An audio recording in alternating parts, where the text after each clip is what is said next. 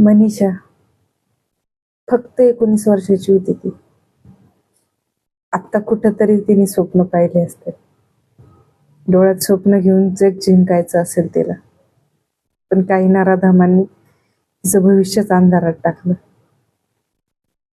आज तिची आई छातावर ठोकून रडत असत.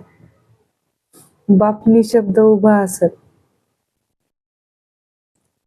त्यांच्या मनात एकच प्रश्न असेल, कसली ही माणुसकी, कसली हे नराधम.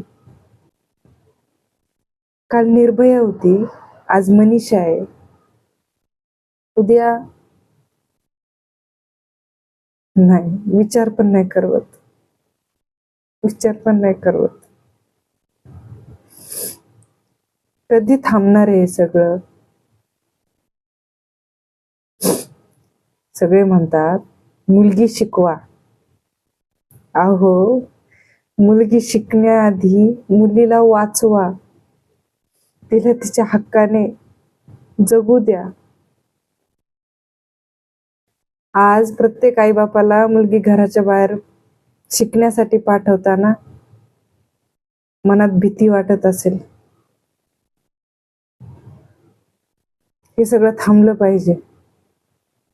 असल्या नराधमांना कडक शिक्षा झालीच पाहिजे.